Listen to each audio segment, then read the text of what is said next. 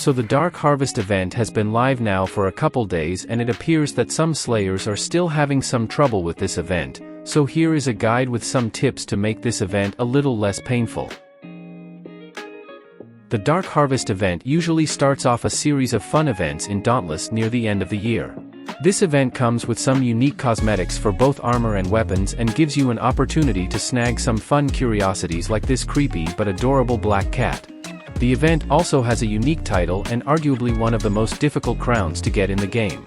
To get the crown you can slay the normal Shroud when 7 of the 8 braziers are lit, but to get the crown you will have to play the Nevermore difficulty of this event and face off against Bloodshot Shroud and its many shadow clones.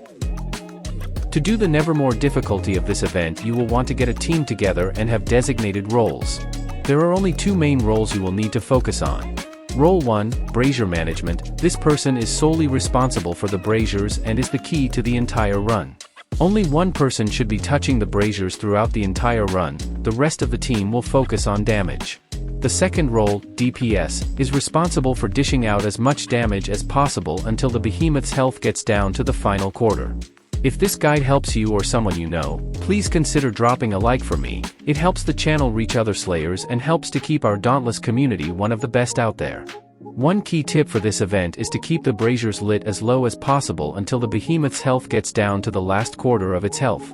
Once the health is at the last quarter, you will still need to do about 10 to 20 seconds more of consistent damage before you let the braziers count up to 6. Note, if you have a really strong team I would keep the damage dealt to about 10 seconds. Another tip is to get rid of the clones as soon as they spawn, as they can disrupt the team's DPS and worst, break the flow of the person managing the braziers. Once you are the point where it's down to the last quarter, now the real focus begins. The person on the braziers need to stay between 2 braziers and keep them between 6 and 7 lit for the rest of the run, because once it hits 8, the run is over. They can allow 10 to 13 seconds between turning off each brazier. The rest of the team on DPS need to focus as well. They will need to ease up on the damage when the braziers hit 6 and go heavy on the damage when it's on 7. I highly recommend the use of tonics for this event for the team members on DPS and a high damage build.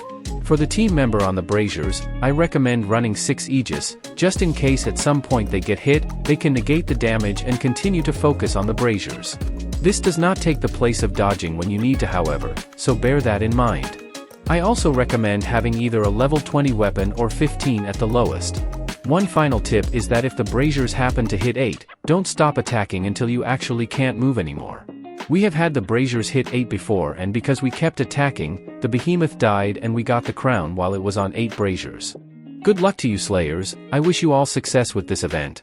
Wear your new titles and crowns with pride.